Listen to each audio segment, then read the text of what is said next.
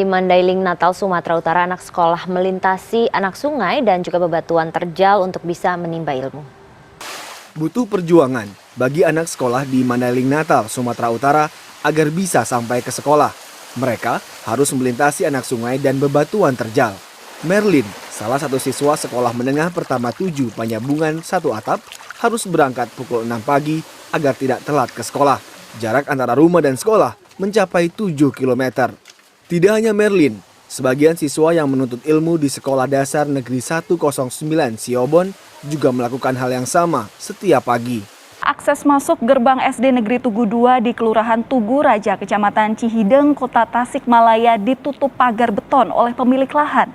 Akibatnya, guru dan siswa yang akan melakukan aktivitas belajar tatap muka harus berputar melalui area kebun, persawahan, dan permakaman.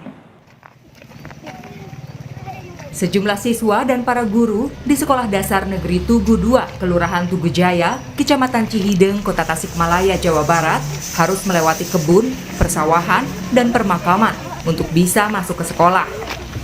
Hal ini terjadi karena jalan utama menuju sekolah ditutup oleh tembok. Pemilik lahan hanya memberikan akses jalan seluas 50 cm di pinggir tembok untuk bisa dilewati pejalan kaki, khususnya untuk siswa jika akan masuk ke sekolah. Tantangan yang terjadi dalam dunia pendidikan salah satunya adalah keterbatasan dalam mengakses pendidikan, terutama bagi anak-anak yang tinggal di daerah terpencil.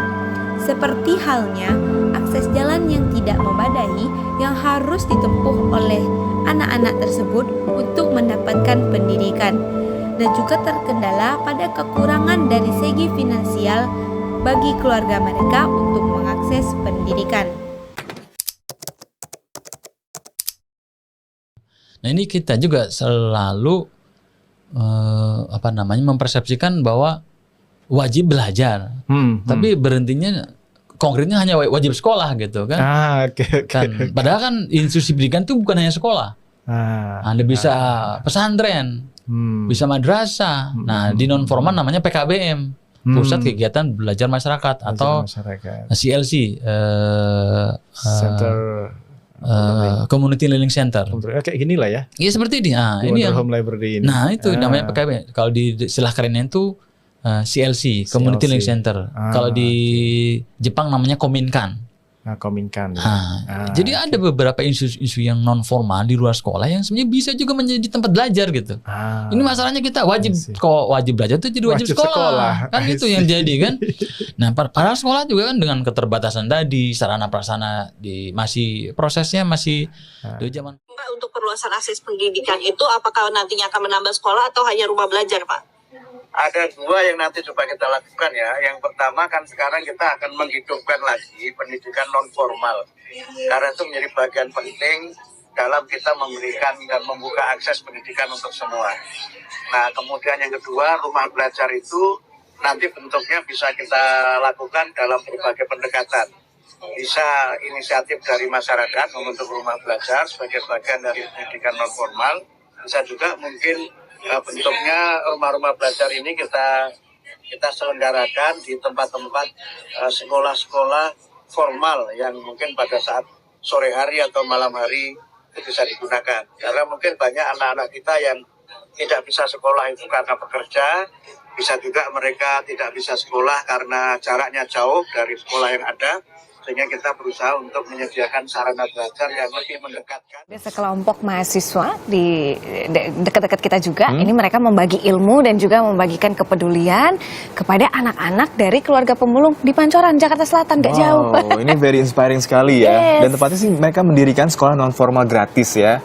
Dan ini mereka nggak cuma belajar di kelas, anak-anak juga diajak berwisata sekaligus belajar. Wow, sambil lihat pemandangan gitu ya, luar biasa. Tapi ini bukan cuma mengajarkan ilmu aja, Sak, tapi mereka juga sering sekali mendatangkan dokter untuk memberikan pengobatan bagi para pemulung ya di kampung pemulung secara gratis. Ini hebat sekali Cita ya, kepedulian dari mahasiswa-mahasiswa ini. Good People, sebuah komunitas pegiat literasi di Bandar Lampung ajak anak kawasan pesisir untuk belajar di alam terbuka. Pemuda dan pemudi ini juga tanamkan untuk peduli terhadap kebersihan alam sekitar sejak dini. Solusinya adalah tenaga pendidik non-formal mengadakan program literasi dengan menyediakan buku pembelajaran yang bisa diakses oleh masyarakat tanpa dipungut biaya dan dibatasi oleh apapun. Pada daerah terpencil, tenaga pendidik non-formal menyediakan PKBM yang disesuaikan dengan kebutuhan masyarakat di daerah itu, sehingga adanya kesetaraan dalam memperoleh pendidikan. Selanjutnya, ada program yang disediakan oleh tenaga pendidik non-formal, yaitu pemberian akses belajar gratis, sehingga anak-anak yang tidak mendapatkan pendidikan bisa belajar di program yang telah disediakan.